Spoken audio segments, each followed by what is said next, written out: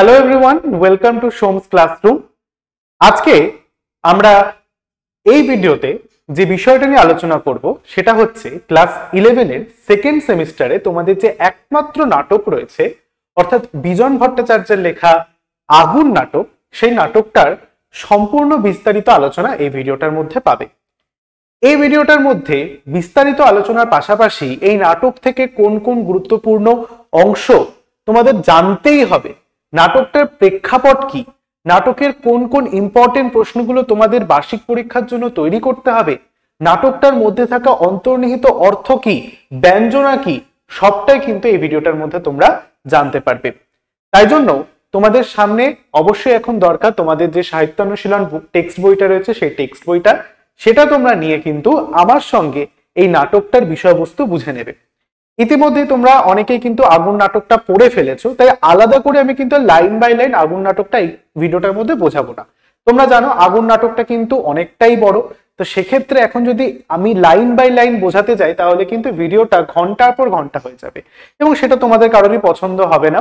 তাই প্রত্যেকটা যে দৃশ্য রয়েছে, অর্থাৎ আমাদের যে 5টা দৃশ্য রয়েছে, সেই 5টা দৃশ্যের মধ্যে অন্তর্নিহিত অর্থ কি রয়েছে, দৃশ্যটার বিষয়বস্তু কি, সেটা তোমাদের সামনে আমি তুলে ধরার চেষ্টা করব।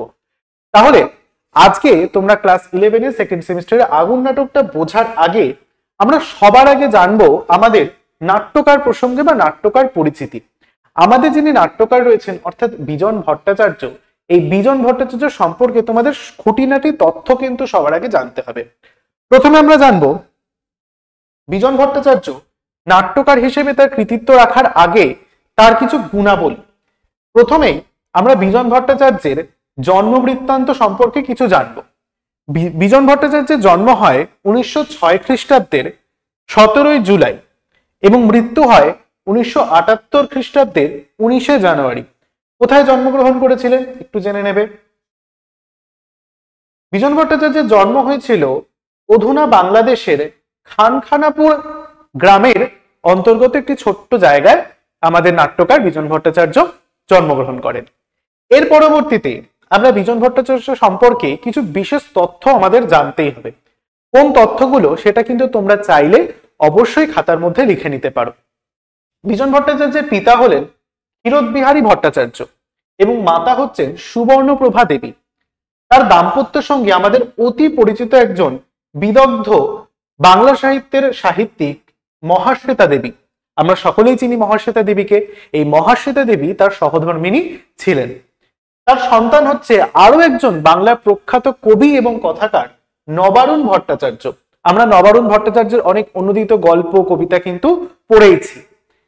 পরবর্তীতে তার জন্মস্থান কোথায়? পূর্বতন ফরিদপুর, যেটা পূর্বকালে পার্টিশনের আগে বা অবিভক্ত বাংলা হিসেবে ফরিদপুরে ছিল, এবং বর্তমান বাংলাদেশের রাজবাড়ী জেলার খানখানাপুর গ্রামে তিনি জন্মগ্রহণ করেন। পরবর্তীতে পেশায় তিনি কি ছিলেন?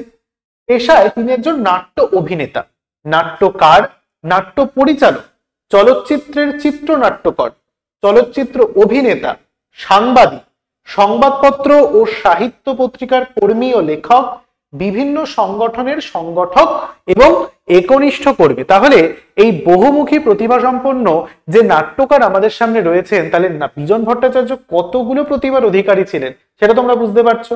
একাধারে তিনি নাট্য অভিনেতা, নাট্য পরিচালক, নাট্যকার অর্থাৎ তিনি নাটক লিখছেন, আঞ্চলিক সংগঠনের একজন একনিষ্ঠ কর্মী এবং সংগঠনের পরিচালক, চিত্রনাট্যকর, এছাড়াও কি রয়েছেন বিভিন্ন পত্র পত্রিকায় কিন্তু লেখালেখি করতেন। তাহলে এই যে একমাত্র মানুষটিকে আমরা দেখতে পাচ্ছি, তাহলে কত বহুমুখী প্রতিভা সম্পন্ন তিনি, তাহলে বোঝা যাচ্ছে তো। এরপরে কোন কোন দলের সঙ্গে তিনি যুক্ত ছিলেন? প্রধানত তিনি যুক্ত ছিলেন গণনাট্য সংঘের সঙ্গে। আনন্দবাজার এবং অরণি পত্রিকায় তিনি বহু লেখালেখি করেছেন তার জীবদ্দশায়, এবং তার বিখ্যাত কিছু রচিত নাটক রয়েছে। প্রথমে রয়েছে আমাদের পাঠ্য আগুন নাটক।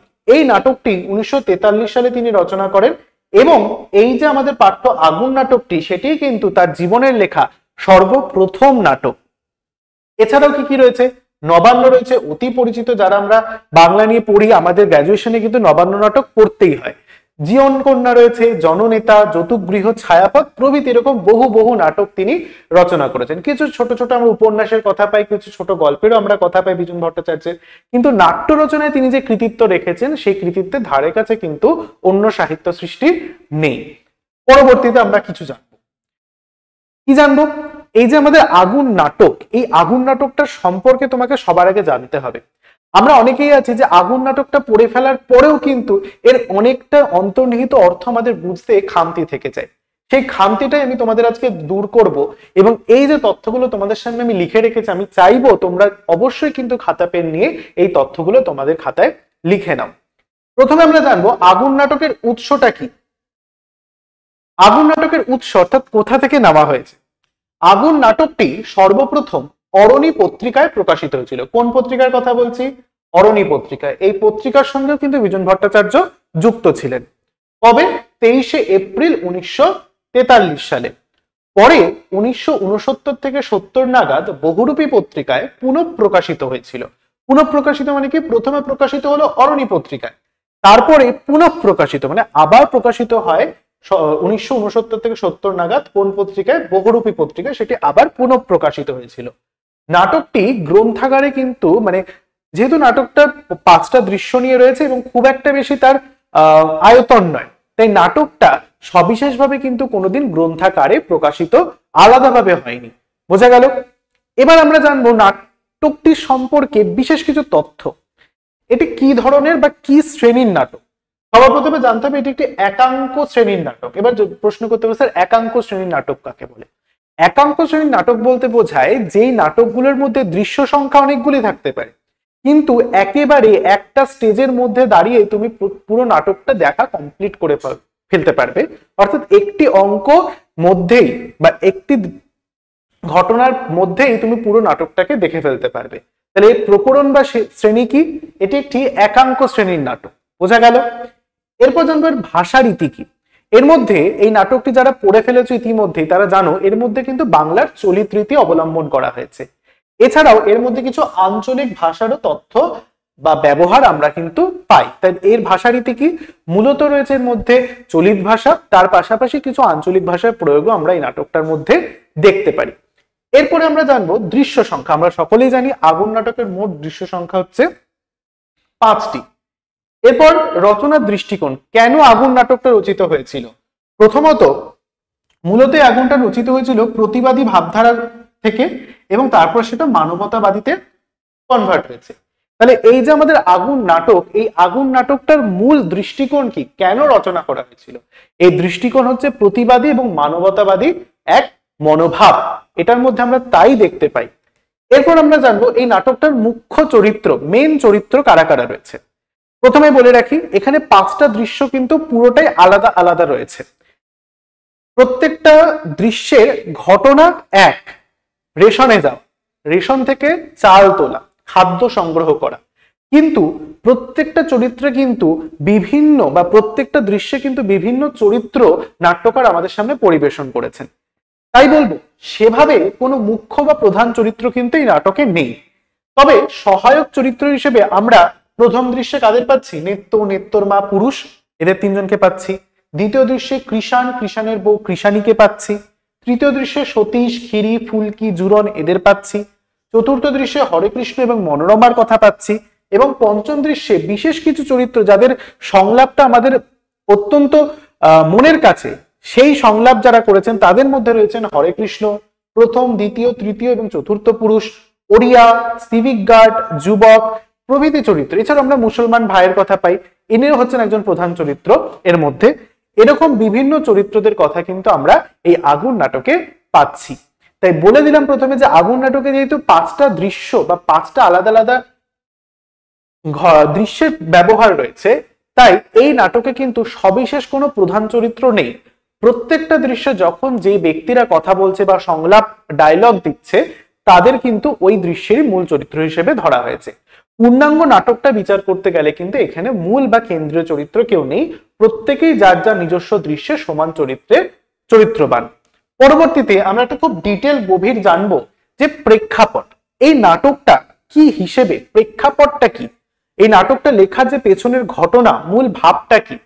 প্রথমে বলবো আগুন নাটক বিজন ভট্টাচার্য এমন একটা সময় লিখেছে 1943-42 সাল নাগাদ। তা সেই সময় আমরা জানি দেশ তখনও স্বাধীন হয়নি, তখনও ব্রিটিশ পিরিয়ড বা ইংরেজরা আমাদের ওপর রাজত্ব করছেন। সেই সময় দাঁড়িয়ে এই যে বিজন ভট্টাচার্যের আগুন নাটকটা কিন্তু বাংলার নবজাগরণের জন্য একটা খুব মূল মন্ত্র বা প্রেরণার কাজ করেছিল। কেন? এই নাটকটা এমন সময় রচনা করা হয়েছে যেই সময় বাংলায় দ্বিতীয় বিশ্বযুদ্ধের পরবর্তীকালীন সময় একটা ভয়াবহ পরিস্থিতি তৈরি হয়েছে। শুধু বাংলা কেন বলছি, সারা ভারতবর্ষের মধ্যেই, এবং তার প্রত্যক্ষ প্রভাব আমাদের বাংলাতেও পড়েছিল। এমন সময় যখন দ্বিতীয় বিশ্বযুদ্ধের পরবর্তী সময় চলছে, চারিদিকে একটা যুদ্ধের পরবর্তী যে একটা আবহ সেটা বিরাজ করছে, সেই সময় দাঁড়িয়ে ইংরেজ সরকার ভারতের মধ্যে একটা কৃত্রিম খাদ্যের অভাব, একটা ভয়াবহ খাদ্যের অভাব কিন্তু ইংরেজ সরকার তৈরি করেছিলেন। কিভাবে? ভালো খাবারগুলো নিজেদের কাছে মজুত রেখে বাজারে খারাপ খাবার চালান করে দিয়ে বা বাজারে সেই খাবারের অভাব সৃষ্টি করে সাধারণ মানুষদেরকে কিন্তু অতি কষ্টেও ফেলেছিলেন। সেই প্রেক্ষাপটকে কাজে লাগিয়ে আমাদেরকে যে একত্রিত হতে হবে, এই ইংরেজ সরকারের বিরুদ্ধে গিয়ে আমাদের কাজ করতে হবে, ইংরেজ সরকার আমাদেরই খারাপের জন্য কাজ করছে, সেটা বোঝানোর জন্য এই আগুন নাটকটা রচনা করেছিলেন বিজন ভট্টাচার্য। এমন একটা পরিস্থিতি যেখানে কৃত্রিমভাবে মহামারী, কৃত্রিমভাবে খাদ্য সংকট তৈরি করা হচ্ছে, দ্বিতীয় বিশ্বযুদ্ধোত্তর পরবর্তীকালীন সময় আমাদের বাংলা বিধ্বস্ত, সেরকম সময় দাঁড়িয়ে আগুন নাটকটা কতটা অ্যাপ্রোপ্রিয়েট সেটা কিন্তু আমরা নাটকটা আলোচনা করতে গেলে বুঝতে পারবো। তাই প্রেক্ষাপটটা তোমরা কিন্তু অবশ্যই লিখবে। আমি তোমাদের বলছি, বাংলায় ঘটে যাওয়া মহামন্বন্তর কালে বিজন ভট্টাচার্য বাংলার গ্রামে গঞ্জে ঘুরে বহু বিচিত্র অভিজ্ঞতা সঞ্চয় করেছিলেন। তিনি যেহেতু একজন সাংবাদিক ছিলেন এবং পত্রপত্রিকার জন্য লেখালেখি করতেন, তাই তাকে স্বভাবতই তার খবরের টপিক জোগাড় করার জন্য কিন্তু বাংলার বিভিন্ন গ্রামাঞ্চলে ঘুরতে হয়েছে। সেই সমস্ত গ্রামাঞ্চলে ঘুরে তিনি একটা সমস্যার যথেষ্টভাবে প্রত্যক্ষ করেছেন, সেটা হচ্ছে খাদ্যের অভাব, খাদ্যের সংকট। সেই সংকটটা তিনি যখন মহামন্বন্তর কালে বুঝতে পারলেন এবং তার বিচিত্র অভিজ্ঞতা সঞ্চয় করলেন, সেটারই কিন্তু প্রতিফলন ঘটলো আমাদের আগুন নাটকে। মানুষের ব্যথা বেদনাকে আত্মস্থ করেছেন তিনি, তাদের কান্না তিনি কানপাত করে শুনেছেন। একদিকে শোষণ বঞ্চনা এবং অন্যদিকে সামাজিক ও রাজনৈতিক অত্যাচার। কিসের শোষণ বঞ্চনা? প্রশ্ন আসতে পারে। ইংরেজদের শোষণ বঞ্চনা, ইংরেজদের অত্যাচার, তাদের রাজনৈতিক সামাজিক অত্যাচার আমাদেরকে ইতিবিরক্ত করে তুলেছিল। বাংলার জনগণ তখন বিরক্ত হয়ে উঠেছে। এরকম সময় দাঁড়িয়ে যখন খাদ্যের সংকট, খাদ্যের অভাব দেখা দিয়েছে, ইংরেজদের অত্যাচার, একটা বিভৎস বাজে পরিস্থিতি যখন তৈরি হয়েছে, ইংরেজ সরকার তৈরি করেছে বলা যেতে পারে, সেরকম সময় দাঁড়িয়ে রাজনৈতিক অত্যাচার, সামাজিক অত্যাচার, শোষণ বঞ্চনার মধ্যে দাঁড়িয়ে এই দুয়ের মাঝে পড়ে নিষ্পেষিত যারা মানুষ ছিল, সাধারণ মানুষ ছিল, তাদের জীবনযাত্রা তখন বিজন ভট্টাচার্য নিজের চোখে দেখেছেন, উপলব্ধি করেছেন, এবং সেই উপলব্ধিকেই তিনি তার নাটকে রূপদান করেছেন। যখন তিনি ফিল্ডে গিয়ে কাজ করেছেন, তখন তিনি দেখেছেন যে অনাহারক্লিষ্ট বাড়ি, অনাহারক্লিষ্ট সন্তান, অনাহারক্লিষ্ট জনগণ কিভাবে মারা যাচ্ছে, খাদ্যের অভাবে কিভাবে একটা পরিবার ধুঁকছে, খাদ্যকে মজুত করে রেখে বাজারে খারাপ খাবার ছড়িয়ে দেওয়ার প্রভাবটা কি হচ্ছে, সেই সমস্ত প্রভাবকে তিনি লক্ষ্য করেছেন বলেই আগুন নাটকে তিনি সেই সমস্ত ঘটনাকে রূপ দান করেছেন। তার পাশাপাশি কি 5টি দৃশ্যে বর্ণিত এই যে স্কেচ ধর্মী কেন বলছে? এই পুরো নাটকটার মধ্যে আমরা একটা ছবি দেখতে পাই। প্রত্যেকটা দৃশ্য আলাদা আলাদা অবশ্যই আছে, কিন্তু প্রথম দৃশ্যের একটা ছবি দেখতে পাচ্ছি, দ্বিতীয় দৃশ্যের একটা আলাদা ছবি দেখতে পাচ্ছি। ঘটনা এক, রেশন দোকানে গিয়ে রেশন নেওয়া, লাইন দেওয়া, কিন্তু প্রত্যেকটা ঘটনাকে, প্রত্যেকটা দৃশ্যকে তিনি কি সুন্দরভাবে বর্ণনা করেছেন। তাই বলছে স্কেচ ধর্মী, যেন স্কেচ ছবির মতো আমাদের সামনে ফুটে উঠছে প্রত্যেকটা দৃশ্য, এতটা জীবন্ত আমাদের সামনে। 5টি দৃশ্যে বর্ণিত স্কেচ ধর্মী এই একাঙ্ক নাটকে শ্রমিক, কৃষক, তার পাশাপাশি শহরের মধ্যবিত্ত শ্রেণীর জনমানুষকেও তিনি যেন তার নাটকে স্থান দিয়েছেন, প্রকটিত করেছেন তিনি। ক্ষুধার আগুনের জ্বালা খুব ইম্পর্টেন্ট। ক্ষুধার আগুনের জ্বালায় যে বিভিন্ন শ্রেণীর, বিভিন্ন ধর্মের, বর্ণের, জাতির, পেশার মানুষের মধ্যে যে সমন্বয় শক্তির বিকাশ ও ঐক্যবোধ, তাই এই নাটকের মূল প্রতিপাদ্য বিষয়। প্রথমেই বললাম যে আমরা এখানে অনেকজন চরিত্রের কথা পাচ্ছি। একেবারে নিম্নবিত্ত মধ্যবিত্ত পরিবারে যেখানে নেত্তর মার কথা পাচ্ছি, অপরদিকে শ্রমিক শ্রেণীর জুরন সতীশের কথা পাচ্ছি, আবার একটু মধ্যবিত্ত শ্রেণীর কথা যদি আসে তাহলে হরে কৃষ্ণ মনোরমার সংসারের কথা পাচ্ছি। এরকম দেখো, জাতি, ধর্ম, বর্ণ নির্বিশেষে সকলের মধ্যে একটাই সংকটকে একটাই চাহিদাকে তিনি প্রকটিত করেছেন, যে খাদ্যের অভাব যেন না হয়। এই খাদ্যের অভাবকে প্রকটিত করে তিনি সকলের ক্ষুধার আগুনকে একত্রিত করে সমন্বিত করে এক শক্তির বিকাশ ঘটাতে চেয়েছেন। সেই শক্তি কেমন হবে? ঐক্যবদ্ধতার শক্তি হবে। ঐক্যবদ্ধভাবে এই সমস্ত শ্রেণীর মানুষ, সমস্ত ধর্মের জাতের মানুষ ভেদাভেদ ভুলে ইংরেজ সরকারের এই যে বঞ্চনা, সেই বঞ্চনার বিরুদ্ধে রুখে দাঁড়াবে, সেই রুখে দাঁড়ানোর প্রতীক হিসেবে তিনি আগুন নাটকটি রচনা করেছিলেন, যেখানে খাদ্য সংকটকে তিনি তার মূল প্রতিপাদ্য বিষয় হিসেবে চিহ্নিত করেছেন। এরপরে একটা খুব গুরুত্বপূর্ণ জিনিস আমরা জানবো, যে নামকরণের প্রকৃতি ব্যঞ্জনা। আমি তোমাদের আজকেই বলে দিচ্ছি যে আগুন নাটকটা আমি যেভাবে আজকে সত্যি পড়াচ্ছি, আমার নিজের মনে হয় যে এভাবে হয়তো খুব কম লোক তোমাদের ইউটিউবে পড়িয়েছে। আমি বড়াই করে বলছি না, কিন্তু তোমরা একটু তুলনা করে দেখো যে এত তথ্য পরিবেশন করে তোমরা যদি আর কারোর কাছে পড়ে থাকো তাহলে কিন্তু অবশ্যই কমেন্ট করে জানাবে এরকম তথ্য পরিবেশন করাটাকে। এরপর আমরা জানবো নামকরণের প্রতীকী ব্যঞ্জনা। এই যে আগুন নাটকটা, আগুন দ্বারা আমরা কি বুঝতে পারি, বা এই আগুন নামকরণটাই কেন নাটকের করেছেন নাট্যকার, সেটার মধ্যে একটা কিন্তু দুটো দোতানা ভাব রয়েছে। কিভাবে বুঝবো? প্রথমে আমরা জানবো আগুন নাটকটার মূল যে নাম অর্থাৎ আগুন, এই শব্দটার দ্বারা আমরা কি বুঝতে পারি। আগুন হচ্ছে একটা দাহ্যকারী উপাদান, মানে সেই সবকিছুকে জ্বালিয়ে পুড়িয়ে দেয়, যা সবকিছুকে জ্বালিয়ে পুড়িয়ে দিচ্ছে এবং এটি একটি ধ্বংসের প্রতীক। সেটাই তো আমরা আগুনকে চিনি সেইভাবে। কিন্তু এখানে তো নাটকটা আমরা পড়ে ফেলার পর বুঝতে পারছি যে না, এখানে তো কিছু জ্বালিয়ে পুড়িয়ে দেওয়ার কথা নেই, নাটকটা পড়ে ফেলেছি আমরা অনেকে ইতিমধ্যে। তাহলে তার মধ্যে এই আগুন নাটকটা কেন দিয়েছে নামকরণ হিসেবে? আগুন নাটকটির নামকরণ আগুনই কেন রেখেছে? তাহলে তো রেশন দোকান রাখতে পারতেন না, যেহেতু রেশন দোকানের যাওয়ার লাইন, আমি কথার কথা বলছি, বা লাইন রাখতে পারতেন, তাই তো, কিন্তু আগুন কেন? সেক্ষেত্রে আমি বলবো এখানে একটা প্রতীকী ব্যঞ্জনার তিনি সৃষ্টি করেছেন। কারণ কি? তিনি বলছেন এই আগুন নাটকটার আগুন নামকরণ হচ্ছে অসহায় সাধারণ হতদরিদ্র মানুষের পেটের খিদের আগুন। এই আগুনকে তিনি বোঝানোর জন্য তার নাটকটির নামকরণ করেছেন আগুন। এই আগুন কিন্তু কোনো জ্বালিয়ে পুড়িয়ে দেওয়ার আগুন নয় যে দাহ্য করছে, সবকিছু ধ্বংস করছে। এই আগুন হচ্ছে সাধারণ মধ্যবিত্ত নিম্নবিত্ত সকল শ্রেণীর মানুষের পেটের খিদের আগুন। খাদ্য না পাওয়ার জন্য পেটের ভেতরে যে খিদে জমা হচ্ছে, সেই আগুনকে তিনি প্রতিভাত করেছেন এই নাটকে। যার একটা খুব ইম্পর্টেন্ট আমরা লাইন আমরা পঞ্চম দৃশ্যে গিয়ে এক জনৈক যুবকের মুখে শুনতে পাই, আগুন আগুন লেগেছে আমার পেটে। এই যে পেটে আগুন লাগার কথাটা, এটার মধ্যে থেকেই তো বোঝা যাচ্ছে যে এই নাটকটার যে নামকরণ সেটা একটা প্রতীকী ব্যঞ্জনামূলক নাটক। অর্থাৎ এই আগুন নাটকটার আগুন শব্দটার উপরি স্তরে একটা অর্থ রয়েছে, নিচের স্তরে একটা অর্থ রয়েছে। উপরি স্তরে অর্থটা বোঝাচ্ছে এটা, যেটা হচ্ছে দাহ্যকারী বস্তু, যা সবকিছু জ্বালিয়ে পুড়িয়ে দেয় বা ধ্বংসের প্রতীক। কিন্তু অন্তর্নিহিত বা গূঢ়ার্থ বলছে না, এই আগুন সেই আগুন নয়, এটা হচ্ছে সাধারণ মানুষের পেটের খিদের আগুন। তাই তো? তাহলে এই নাটকটার যে নামকরণ সেটা একটা প্রতীকী ব্যঞ্জনামূলক নামকরণ, বুঝতে পারছি আমরা, বোঝা গেল? তাহলে আগুন নাটকটার বিভিন্ন ডিটেল কিন্তু তোমরা এখন জেনে গেলে। এবার আমরা জানবো প্রত্যেকটা দৃশ্য ভেদে বা প্রত্যেকটা দৃশ্যের মধ্যে কোন কোন টপিকগুলো নাট্যকার বোঝানোর চেষ্টা করেছেন। এবার আমরা কি করব? দৃশ্য বিশ্লেষণের মাধ্যমে ঘটনার বিবরণ দেব। প্রত্যেকটা দৃশ্য বিশ্লেষণ করব, ভাঙবো, ভেঙে তোমাদের বোঝাবো। বোঝা গেল? চলো, প্রথম দৃশ্যের ঘটনাটা কিরকম একটু তোমরা দেখতে পাচ্ছ এখানে। ভোরের অস্পষ্ট আলোয় দেখা যাচ্ছে গ্রামের একটি দরিদ্র পরিবারের ঘরে সংসারের টুকিটাকি জিনিসপত্র ছড়িয়ে রয়েছে। মেঝের উপর তিনজন ঘুমোচ্ছে। পরিবারের কর্তার ঘুম ভাঙে। সে শুয়ে শুয়ে ভাবে এবার উঠে পড়তে হবে, তাড়াতাড়ি গিয়ে চাল কেনার লাইনে দাঁড়াতে হবে, দেরি হয়ে গেলে আর চাল পাওয়া যাবে না। গতদিনে অনেকেই চাল না পেয়ে খালি হাতে ফিরে এসেছে। গৃহকর্তা গা ঝাড়া দিয়ে উঠে বসে, পাশে ঘুমন্ত স্ত্রীকে ঠেলা মেরে জাগাতে চায়। বিক্রি করার জন্য সে যে কলমি শাক, দাঁতন কাঠি, কলা ইত্যাদি রাখা হয়েছিল, সেগুলি তার স্ত্রী বিক্রি করে চালের লাইনে দাঁড়াবে, এরকম একটা ইনস্ট্রাকশন দেয় গৃহকর্তা। কে এখানে?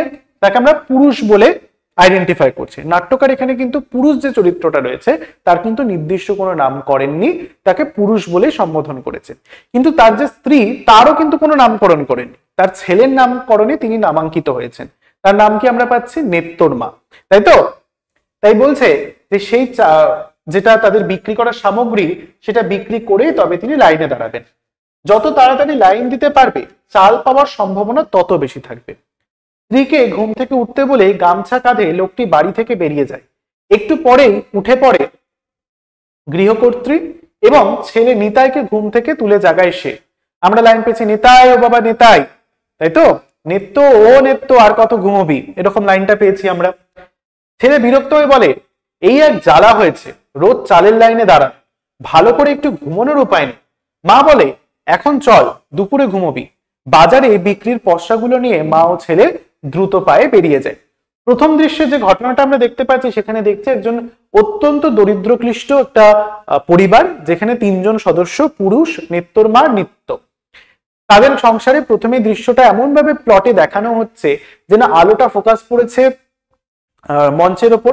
সেই মঞ্চটা দেখা যাচ্ছে একটা দারিদ্রক্লিষ্ট পরিবার, যেখানে সংসারে কিছু গুরুত্বপূর্ণ জিনিস অগোছালো ভাবে ছড়ানো রয়েছে এবং সেখানে 3 জন চরিত্রের কথোপকথন।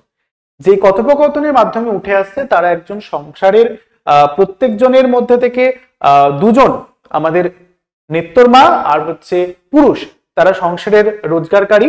তাদের সকালের কাজ হচ্ছে তাদের যারা বিক্রি করছে নিমদাতন কাঠি, তারপর হচ্ছে কলমি শাক এবং কলা, এই টুকিটাকি জিনিস তারা সংসারের বিক্রি করে সংসারের জন্য টাকা পয়সা নিয়ে আসে। সেখানে তাকে বলা হচ্ছে যে সে ঘুম থেকে উঠেছে সকালবেলা এবং সকালবেলায় তার স্ত্রীকে সে ডেকে কোনো মতে বলছে যে তাড়াতাড়ি গিয়ে লাইনে দাঁড়াতে হবে, না হলে চাল পাতি পাতি সেই বেলা 12টা, তাই তো। কারণ কি, চাল পাওয়ারও একটা অনিশ্চয়তা রয়েছে এর মধ্যে। যদি সকালবেলায় গিয়ে লাইনে দাঁড়ানো না যায়, তাহলে বেলা যত গড়াবে লাইন তত বাড়বে, এবং যত লাইন বাড়বে তার সঙ্গে সঙ্গে কিন্তু খাদ্য যে রাখা রয়েছে, যে চাল রাখা রয়েছে, সেটাও কিন্তু ফুরিয়ে যাবে। তাই সবার আগে গিয়ে লাইনে দাঁড়াতে হবে, সকাল যত সকালই হোক না কেন।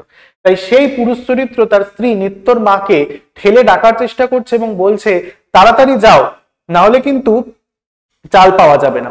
কিছুক্ষণ পর সে যখন বেরিয়ে যায়, তারপর নিত্যর মা এবং নিত্য ঘুম থেকে ওঠে এবং নিত্যকে যখন ডাকা হয়, নিত্য তখন যথেষ্ট বিরক্তি সুরে বলে যে এই হয়েছে এক রোজ চাল তোলার ঝামেলা, কে এরকম সকালবেলা তুলতে যাবে। তখন নিত্যর মা বলে যে না, চাল তুলতে তো যেতেই হবে, এখন আর ঘুমোস না বাবা, দুপুরে এসে ঘুমোস। এইভাবে তারা চাল কেনার জন্য লাইনে যাওয়ার জন্য বেরিয়ে পড়ে। এই হচ্ছে প্রথম দৃশ্যের ছোট্ট একটা জিস্ট তোমাদের বোঝালাম। এরপরে দ্বিতীয় দৃশ্যের কি ঘটনা বলা হয়েছে। দ্বিতীয় দৃশ্যে বলছে একটা তখন দৃশ্যান্তর হচ্ছে, প্রথম দৃশ্য থেকে লাইটের ফোকাসটা দ্বিতীয় দৃশ্যের দিকে যাচ্ছে। তখন দেখা যাচ্ছে একটা চালা ঘরের চৌকাঠের কাছে এক কৃষানি দাঁড়িয়ে আছে। উঠোনে খালি গায়ে দাঁড়িয়ে এক কৃষানি দাঁড়িয়ে আছে এবং তার স্বামী কৃষাণ তার স্ত্রী অর্থাৎ কৃষাণীকে আর কটা দিন সবুর করতে বলছে। কিসের জন্য? কারণ চৈত্রের ফসলগুলি ঘরে তুলতে পারলেই তাদের অভাব অনটন অন্তত কিছুদিনের জন্য মিটবে। কোনো কথা না বলে চাষি বউ তাকিয়ে থাকে চাষির দিকে। ওই দৃষ্টিতে চাষি যেন প্রেমের প্রকাশ অনুভব করে। দেখবে ওখানে বলেছে কৃষাণ কৃষাণীকে, বউ ওভাবে তাকাস না, তাই তো। তাই জন্য বলেছে যে এই দৃষ্টির মধ্যে যেন একটু সামান্য প্রেমের প্রকাশ ঘটিয়েছেন নাট্যকার। চৈতালি ফসল ঘরে তোলা ছাড়াও আরো অনেক পরিকল্পনা ছিল কৃষকটির, কিন্তু কিছুই করে উঠতে পারেনি সে এখনো পর্যন্ত। তাই স্ত্রীকার একটু কষ্ট করে ধৈর্য ধরে থাকতে বলে। কৃষকটি চলে যেতে যেতে পিছন ফিরে দাঁড়ায়, স্ত্রীকে বলে কেষ্টর মার সঙ্গে আগে ভাগে গিয়ে সবার প্রথমে চালের লাইনে দাঁড়াতে। তাহলে দ্বিতীয় দৃশ্য আমরা দেখতে পাচ্ছি কৃষাণ কৃষাণীর পরিবার কোথায় যাওয়ার জন্য উদ্গ্রীব, চালের লাইনে, রেশন দোকানে যাওয়ার জন্য। আর কাজকর্ম সেরে তাড়াতাড়ি বাড়ি ফিরতে হবে। মাঠের কাজ সেরে ফিরে কৃষকের খুব খিদে পেয়ে যাবে, তাই তার স্ত্রী দেরিতে রান্না বসালে খিদের প্রাণ বেরিয়ে যাওয়ার জোগাড় হবে। বাইরে কৃষকের পোষা গরুটা ডেকে ওঠে। কৃষকের মনে হয় গরুটি মাঠে যাওয়ার জন্য উদ্গ্রীব হয়ে উঠেছে। সবার প্রথমে চালের লাইনে দাঁড়ানোর কথা আরেকবার কাউকে মনে করিয়ে দিয়ে কৃষকটি আরেকবার বউকে মনে করিয়ে দিয়ে কৃষকটি চলে যায়। এই হলো দ্বিতীয় দৃশ্যের সামান্য ঘটনা। তোমরা পড়ে ফেলেছো, এই জিনিসটা বুঝে গেলে। এরপর আমরা তৃতীয় দৃশ্যের একটুখানি কথা জানবো। দ্বিতীয় দৃশ্য কমপ্লিট হলো, সেখানেও রেশন দোকানে লাইনে যাওয়ার একটা ঘটনা আমরা দেখতে পেলাম। এবার চলে এসেছে আমরা তৃতীয় দৃশ্য। মঞ্চে দেখা যাচ্ছে ড্রপ হয়েছে, অর্থাৎ পর্দা পড়েছে এবং দ্বিতীয় দৃশ্যের থেকে ফোকাসটা আলোর তৃতীয় দৃশ্যের দিকে স্থানান্তরিত হয়েছে। সেখানে কি ঘটনা হচ্ছে? কাকডাকা সকালে কারখানা শ্রমিক সতীশ নিজের ঘরের বারান্দায় উবু হয়ে বসে আছে। দূর থেকে ভেসে আসছে কারখানার সাইরেন বাজার শব্দ। ঘরের ভিতর সতীশের বউ মেয়ে ঘুমোচ্ছে। বিড়ি টানা শেষ করে সতীশ তার মেয়ে ফুলকিকে ডাকে। মা মেয়ে যেন কুম্ভকর্ণ। সে সন্ধ্যাবেলায় শুয়েছে, এখনো ঘুম ভাঙেনি। একটু পরে সতীশ তার সহকর্মী জুরনকে ডেকে বলে, কারখানায় না গিয়ে তো উপায় নেই, কিন্তু মুশকিল হলো দৈনিক খাবারে চাল ডাল জোগাড় করবে কেমন করে? সংসারে জোগাড় করার দায়িত্ব কার? পুরুষের। তাহলে সেই পুরুষ অর্থাৎ সতীশ যদি জোগাড় না করে তাহলে সংসারটা চলবে কি করে? কিন্তু তারও উপায় নেই, কলকারখানা যেতেই হবে, কাজ তো করতেই হবে, তাই না? লাইনে দাঁড়ানোর সময় সময় তার নেই, দাঁড়ালেও চাল পাওয়ার নিশ্চয়তা কোনো নেই, কারণ যেহেতু তার বউ মেয়ে এখনো পর্যন্ত ঘুমাচ্ছে এবং ইতিমধ্যে তাকে কারখানার জন্য বেরিয়ে যেতে হবে, তাই লাইনে দাঁড়ানোর মতো তার কাছে সময় নেই। এবং লাইনে দাঁড়াতে গেলে তো সকালে যেতে হবে, নাহলে তো চাল পাওয়া যাবে না। তাই লাইনে যত দেরি করে যাওয়া যাবে, অর্থাৎ রেশন দোকানের লাইনে যত পরে পৌঁছানো যাবে, চাল পাওয়ার সম্ভাবনাটা তত যেন কমে আসবে, কোনো নিশ্চয়তা থাকবে না। কাল ফুলকি ও ফুলকির মা সারাদিন লাইনে দাঁড়িয়েও খালি হাতে ফিরে এসেছে, কারণ কি, হয়তো পরে গেছে সেই কারণে। রাতে 1.5 পোয়া চাল মিস্ত্রির কাছ থেকে ধার করে নিয়ে কোনো রকমে চালিয়েছে তারা। ভুখা পেটে কি কাজ করতে ইচ্ছে করে? 3 মাস ধরে কোম্পানিও চাল ডাল দিচ্ছে না, কোম্পানির উপর দোকানের উপর কারোর উপরই ভরসা করা যাচ্ছে না, গাটের পয়সা দিয়ে চাল ডাল পাওয়া যাচ্ছে না। হঠাৎ উত্তেজিত হয়ে সতীশ ফুলকিকে ঘুম থেকে উঠতে বলে। যদি সামান্য কিছু খাবার থাকে খেয়ে কাজে বেরোতে চায় সে। তার স্ত্রী ক্ষীরি ফুঁসে ওঠে। সকালবেলা কোথা থেকে সে খাবার জোগাড় করবে? স্বামী স্ত্রী উত্তেজিত, রাগারাগি হয়। ক্ষীরির পরনের কাপড় নেই, পেটে ভাত নেই, কি সুখেই না আছে সে। তাই সে বলে, কি আমার পুরুষ মানুষ রে, কি আমায় ভালো রেখেছিস তুই। এই লাইনটা আমরা পাই লাইনের মধ্যে। আচ্ছা, কেলোর বাবা কেলোর মাকে কত সুখেই না রেখেছে। সতীশ কি পুরুষ মানুষ? পৌরুষত্বে আঘাত লাগায় সতীশ রেগে গিয়ে বউয়ের ওপর চোটপাট করে, যা তা বলে, পদাঘাত করে। মা মেয়ে চিৎকার করতে থাকে। শার্ট পরে কাঁধে গামছা নিয়ে সতীশ দ্রুত বেগে বেরিয়ে যায়। এবং এখানে একটা জুরনেরও কথাবার্তা আছে, জুরন এবং সতীশের মধ্যে আমরা একটা কথোপকথন পাই, যেখানে সতীশ জুরনকে বলছে, ভাই তোমার আর কিসের খরচা, তুমি একা মানুষ, খাচ্ছ দাচ্ছ, হোটেলে গিয়ে খাচ্ছ, তোমার তো বাহ্যিক কোনো খরচা নেই। আমি সংসারী মানুষ, আমাকে সংসার দেখতে হচ্ছে, রোজগার করতে হচ্ছে। এটা একটা ইম্পর্টেন্ট আমরা সেগমেন্ট পাই এখানে। এবং এই দৃশ্যটা অর্থাৎ তৃতীয় দৃশ্যের একটা খুব গুরুত্বপূর্ণ বৈশিষ্ট্য হচ্ছে, এখানে আমরা যে মূল চরিত্র পেলাম, অর্থাৎ সতীশ, সতীশের বউ ক্ষীরি, তার মেয়ে ফুলকি এবং জুরন, 3 জন চরিত্র ছাড়া বাকি একজন যে চরিত্র রয়েছে, অর্থাৎ প্রথম 3 জন ক্ষীরি, সতীশ এবং জুরন, এদের ছাড়া যে ফুলকি চরিত্র রয়েছে, অর্থাৎ সতীশ এবং ক্ষীরির মেয়ে, তার মুখে কিন্তু আমরা কোনো সংলাপ এই দৃশ্যে শুনতে পাইনি। যেমন ভাবে দ্বিতীয় দৃশ্যে আমরা কৃষাণ কৃষাণী চরিত্রের ক্ষেত্রে কৃষাণকেই শুধুমাত্র আমরা কি করতে দেখেছি, ডায়লগ বা সংলাপ বলতে দেখেছি, কৃষাণী কিন্তু কোনো ডায়লগ বা সংলাপ দেয়নি। সে তার খালি মুখের ভঙ্গিমা বা চাহনি দিয়ে কৃষাণের সঙ্গে কথা বলার চেষ্টা করেছে। ঠিক সেভাবেই তৃতীয় দৃশ্যে শুধুমাত্র আমরা ক্ষীরিরই কিন্তু কোনো সংলাপ পাই না। এখানে আমরা শুধুমাত্র ক্ষীরির শেষে গিয়ে চিৎকারের শব্দ, তার মার সাথে কান্নার শব্দ শুনতে পাই। চতুর্থ দৃশ্যে দেখবো আমরা কি বলা হচ্ছে। পঞ্চম দৃশ্য, চতুর্থ দৃশ্যটা মনে হচ্ছে এখানে পড়েনি। যাই হোক, চতুর্থ দৃশ্যে আমরা দেখতে পাই একজন মধ্যবিত্ত কেরানির সংসার, যেখানে প্রধান 2 চরিত্র হচ্ছে মনোরমা এবং হরে কৃষ্ণ। সেই মনোরমা এবং হরে কৃষ্ণ একজন সাধারণ মধ্যবিত্ত ঘরের কেরানি পরিবার, যাদের সংসারটা কোন রকম ভাবে কোম্পানির দেওয়ায় টেনে টুনে চলছে, কিন্তু তাও যেন এখন না চলার পর্যায়ে চলে এসেছে। কারণ কোম্পানি থেকে যে চাল ডাল দেওয়ার ব্যবস্থা করা হয়েছিল, সেই চাল ডাল এতটা নিম্ন মানের দেওয়া হচ্ছে এখন, এবং নিম্নমানের সাথে সাথে কি করা হচ্ছে, অত্যন্ত উচ্চ দামে কিন্তু বিক্রি করা হচ্ছে। প্রসেসটা কি বলা হয়েছে, কোম্পানি বাইরের রাজ্য থেকে চাল ডাল কিনে আনছে, ভালো চাল ডাল মজুত রেখে খারাপ চাল ডালগুলোকে তারা উচ্চ দামে বিক্রি করছে। এবং এখানে একটা আমরা লাইন পাই, যেই হলো গিয়ে তোমার রক্ষক সেই হলো তোমার ভক্ষক। চতুর্থ দৃশ্যে এমন একটা লাইন পাই আমরা, তাই তো সেই জায়গাটা আমাদের ভালো করে পড়তে হবে। এরপর আমরা চলে যাব পঞ্চম দৃশ্যের মধ্যে, যেটা আমাদের মূল ক্লাইম্যাক্স। এই যে নাটকটার তার মূল ঘটনাক্রমটাই কিন্তু পঞ্চম দৃশ্যে গিয়ে মিলে গেছে সবকিছু। বলছে দোকানের সামনে বিশাল লম্বা লাইন। কোন দোকান? অবশ্যই রেশন দোকানের সামনে। হই হট্টগোল, লাইনে দাঁড়িয়েছে হরে কৃষ্ণ। সে শুনেছে নাকি ওড়িশা থেকে লক্ষ লক্ষ মন চাল এসেছে। লাইনে এক ওড়িয়া ব্যক্তিও তখন দাঁড়িয়েছিল। তাকে জিজ্ঞেস করায় সে এ ব্যাপারে কিছু বলতে না পারল। বলল চাল তো পাওয়া যাচ্ছে না। হরেকৃষ্ণ অবাক হয়ে জানতে চাইলো যে এত চাল গেল কোথায়। দোকান খুললো মোটাসোটা ভুঁড়িওয়ালা এক ব্যক্তি সিভিক গার্ড এর কাছে হরেকৃষ্ণ জানতে চায় কষের করে চাল দেবে। এক সিভিক গার্ড যেখানে সে পোস্টেড ছিল, যে পাহারাদার ছিল, সেই সিভিক গার্ডের কাছে হরেকৃষ্ণ জানতে চায় কষের করে চাল দেওয়া হবে। গার্ড বলে সে তা জানে না, সে সবাইকে খুচরো পয়সা প্রস্তুত রাখতে বলে।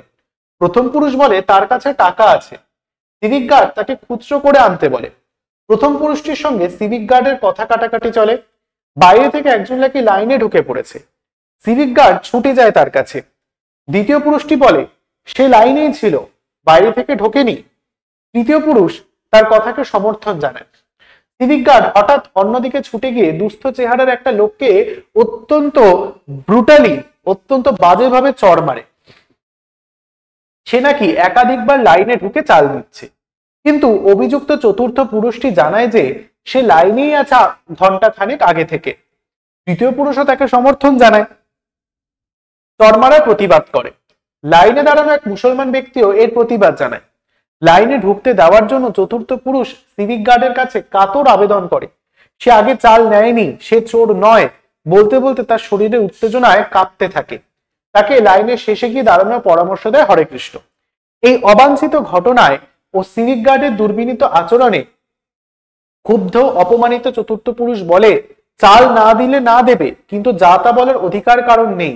লোকে চাল কিনবে পয়সা দিয়ে, আবার কুকুরের মতো অপমানিত হবে। লাইনের সকলেই সিভিক গার্ডের আচরণে বিরক্ত হয়। চতুর্থ পুরুষ সিভিক গার্ডকে জানোয়ার বললে তাদের মধ্যে মারামারির উপক্রম তৈরি হয়। তুমুল হট্টগোলের মধ্যে হন্তদন্ত হয়ে এক যুবক আগুন আগুন বলে ছুটে আসে। সেই জনৈক যুবকের কথা বলছি, যাকে আমরা এই নাটকের কর্ণধার বলতে পারি এক কথায়। সবাই জানতে চায় কোথায় কিসের আগুন লাগলো। যুবক হাত জোর করে জানায় আগুন জ্বলছে ওইসব মন্বন্তর পীড়িত ও নিরন্ন মানুষের পেটের মধ্যে। সবাই চাল নিতে থাকে, লাইন সরে যায় এক এক করে। মুসলমান ভাই দোকানিকে বলে আজ যেন সবাই চাল পায়। দোকানি তাকে বলে সে তো চাল পেয়েছে, অন্যের খোঁজ তাকে কোনো নিতে হবে না, তার অন্যের খোঁজে কোনো প্রয়োজন নেই। লুঙ্গি টিকি পৈতে টুপি অর্থাৎ ধর্ম বর্ণ নির্বিশেষে সব মন্বন্তরগ্রস্ত মানুষ ঐক্যবদ্ধ হয়েছে। দোকানি অবাক ও স্তব্ধ হয়ে ওঠে। তৃতীয় পুরুষ বলে বাঁচতে হলে সবাইকে মিলেমিশে থাকতে হবে, তাই তো? হরেকৃষ্ণ সমর্থনের সুরে জানায় যে এই বোধটাই এখন দরকার। লাইন তারপর নিজের গতিতে আস্তে আস্তে সরে যায়, একে একে চাল নিয়ে সবাই যেতে থাকে। আলো ম্লান হয়ে আসে, আস্তে আস্তে জবনিকা পড়ে বা পর্দা পড়ে আগুন নাটকটির শেষ হয়।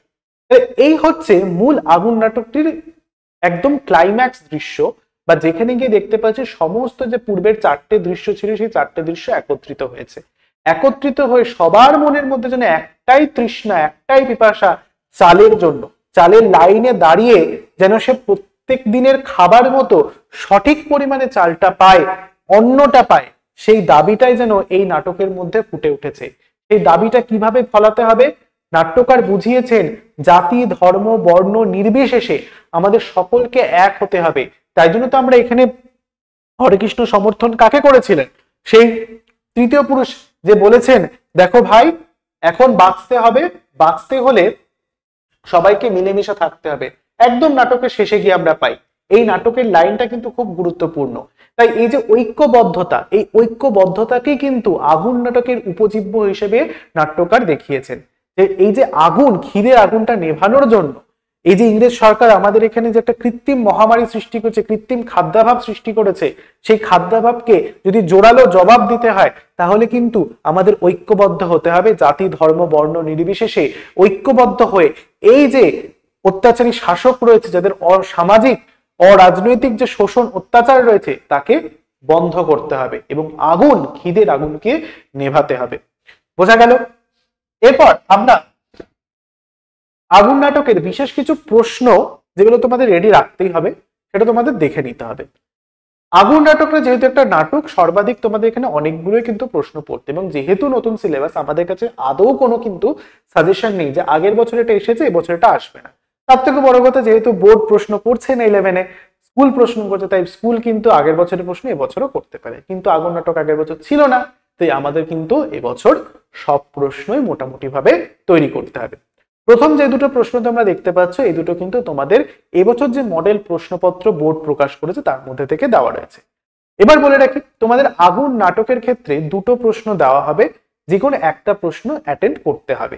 এই যে দুটো প্রশ্ন দেখতে পাচ্ছ 1 এবং 2, এই দুটো প্রশ্ন কিন্তু সংসদ নমুনা প্রশ্নপত্রের অন্তর্গত। কি বলছে, আগুন নাটকের নামকরণের সার্থকতা বিচার করো। প্রথম প্রশ্ন, এটা মডেল কোশ্চেনে এসেছে। দ্বিতীয় প্রশ্ন বলছে আগুন নাটকের চতুর্থ দৃশ্যের যে আমরা কেরানি পরিবার পাচ্ছি, মনোরমা এবং হরেকৃষ্ণ, তাদের মধ্যে যে সংলাপটা চলেছে সেই সংলাপের মধ্যে দিয়ে যে ছবি ফুটে উঠেছে সেই ছবিটা বা সেই ছবিটার যে মূল বক্তব্য তা আলোচনা করো। 3 নম্বর প্রশ্ন, আগুন নাটকের চরিত্র চিত্রণে নাট্যকারের দক্ষতার পরিচয় দাও। 4 দেখে, আর শুয়ে থাকলে ওদিকে আবার সব গোলমেল হয়ে যাবে না, বক্তা কে এবং এখানে ওদিকে বলতে কোন দিকের কথা বলা হয়েছে, গোলমাল হওয়ার কারণ কি। 5 দাগের প্রশ্ন, তো শুয়ে থাক তোরা, আমি চললাম, কে কাদের উদ্দেশ্যে কথা বলেছে, সে কোথায় না গেলে কি অসুবিধা হবে। 6 দাগের প্রশ্নে বলছে হঠাৎ গোলমালটা থেমে যায়, কিসের গোলমাল, গোলমাল হঠাৎ থেমে গেল কেন। 7 দাগের প্রশ্নে বলছে এখন বাঁচতে হবে, বাঁচতে হলে মিলেমিশে থাকতে হবে। ব্যাস, এখন বলতে কোন সময় ও পরিস্থিতিকে বোঝানো হয়েছে লেখো। যারা ভিডিওটাকে দেখছো যদি স্ক্রিনশট নিতে চাও তাহলে কিন্তু অবশ্যই এই প্রশ্নগুলো স্ক্রিনশট নিয়ে নেবে, আমরা পরবর্তী দিকে যাব। এরপর 8 দাগের প্রশ্ন, কি আমার পুরুষ মানুষ রে, কে কার উদ্দেশ্যে কথাটি বলেছেন, তাৎপর্য লেখো। 9 দাগের প্রশ্ন, খুব ইম্পর্টেন্ট, এই নাটকের মধ্যে মানে সব থেকে ইম্পর্টেন্ট এই লাইনটাই, আগুন আগুন জ্বলছে আমার পেটে, বক্তার এমন উক্তির কারণ ও তাৎপর্য ব্যাখ্যা করো। তারপর ছি ছি এসব কি অত্যাচার, উক্তিটির আলোকে অত্যাচারীর অত্যাচারের সম্পর্কে বিস্তারিত আলোচনা করো। পরবর্তী 11 দাগের প্রশ্নে বলছে কিন্তু ওর ওই সোজা কথাটাই আমরা আজও অনেকে বুঝি না, বক্তা কার কোন কথার কথা বলেছেন, কথাটি কিভাবে সকলকে সংগঠিত করেছিল লেখো। 12 দাগের প্রশ্ন বলছে থাক তোকে আর দালালি করতে হবে না, যা ভাগ ভাগ, কে কার উদ্দেশ্যে এমন উক্তি করেছে, প্রসঙ্গ উল্লেখ করে বক্তার চরিত্র আলোচনা করো। 13 দাগের প্রশ্নে বলছে যে রক্ষক সেই হলো গিয়ে তোমার ভক্ষক, কোন প্রসঙ্গে কে কথা বলেছেন, কথাটির তাৎপর্য বিশ্লেষণ করো। এই হলো গিয়ে তোমাদের প্রথম 13টা প্রশ্ন, স্ক্রিনশট নিলে নিয়ে নিও, আমি পরের প্রশ্নে যাব। এরপর আমরা 14 নম্বর প্রশ্নে দেখব, বাবা লুঙ্গি টিকি পৈতে টুপি সব একাকার হয়ে গেছে, উক্তিটি কার এবং আলোচ্য উক্তিটির আলোকে বক্তার চরিত্র বিশ্লেষণ করো। এই প্রথম কোট লাইন তুলে 14টি প্রশ্ন কিন্তু তোমরা অবশ্যই ফাইনাল পরীক্ষার জন্য রেডি করবে। এবার তুমি বলতে পারো স্যার এর বাইরে কি কোনো প্রশ্ন নেই, এর বাইরেও তো অনেক প্রশ্ন রয়েছে, আমরা সহায়িকাতে দেখেছি। অবশ্যই রয়েছে, যেহেতু স্কুল প্রশ্ন করবে, আমি বারে বারে বলছি তোমাদের 11-এর নতুন নিয়ম অনুযায়ী ফার্স্ট সেমিস্টারে যেমন তোমাদের নির্দিষ্ট স্যার ম্যাডামরাই প্রশ্ন করেছে, স্কুলের সেকেন্ড সেমিস্টারেও কিন্তু তোমাদের স্যার ম্যাডামরাই প্রশ্ন করবে, তাই তারা যে তোমাদের প্রশ্নের সাজেশনটা দিচ্ছে সেটাও কিন্তু তোমাদের কাছে সর্বাধিক গুরুত্বপূর্ণ। এই প্রশ্নগুলো তো তোমরা রেডি করবে, এছাড়াও তোমাদের যিনি টিচার রয়েছেন স্কুলে তার থেকেও কিন্তু তোমরা প্রশ্ন সাজেশন নেবে, ম্যাডাম বা স্যার আমরা কোন প্রশ্নগুলো পড়বো, তারা যে প্রশ্নগুলো বলবেন সেটাই কিন্তু তোমাদের একদম সব থেকে ইম্পর্টেন্ট। এবার তুমি বলতে পারো যে তারা যে প্রশ্নগুলো দিচ্ছে আমার দেওয়া যে প্রশ্নগুলো রয়েছে তার মধ্যে যদি মিলে যায় তাহলে তো তার গুরুত্বটা আরো বেড়ে গেল।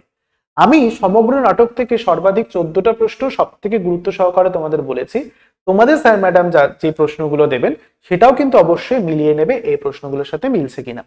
এরপর বিশেষ কিছু চরিত্র সম্পর্কে বা চারিত্রিক বৈশিষ্ট্য সম্পর্কে আমরা পড়বো, যেমন রয়েছে সতীশ চরিত্র, জুরন চরিত্র, হরেকৃষ্ণ, দোকানি, সিভিক গার্ড, মনোরমা এবং ক্ষীরি। এই কটা চরিত্র কিন্তু তোমাদের অবশ্যই চারিত্রিক বৈশিষ্ট্য সহকারে আগুন নাটক থেকে পড়তে হবে। বোঝা গেল? যারা ভিডিওটা দেখছো এবং স্ক্রিনশট নিতে চাইছো তারা কিন্তু স্ক্রিনশটটা নিয়ে নাও এবং লেখার হলে ভিডিওটা কিন্তু পজ করে লিখে নেবে। এই হচ্ছে তোমাদের বিজন ভট্টাচার্যের লেখা আগুন নাটকের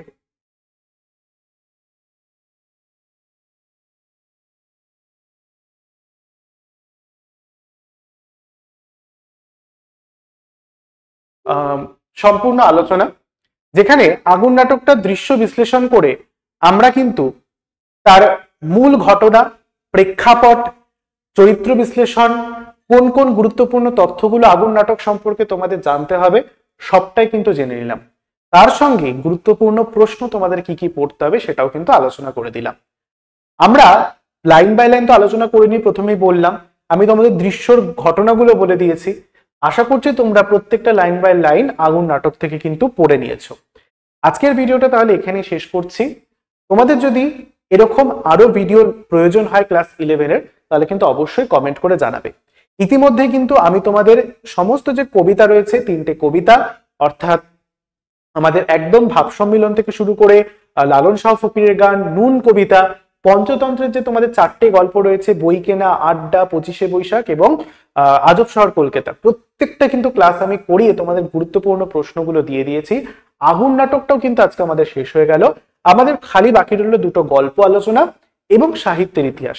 তোমরা কোন আলোচনাটা আগে চাও সেটা কিন্তু অবশ্যই আমাকে জানাবে কমেন্ট বক্সে, তাহলে সেই ক্লাসটাই কিন্তু আমরা পরবর্তীকালে নিয়ে আসার চেষ্টা করব।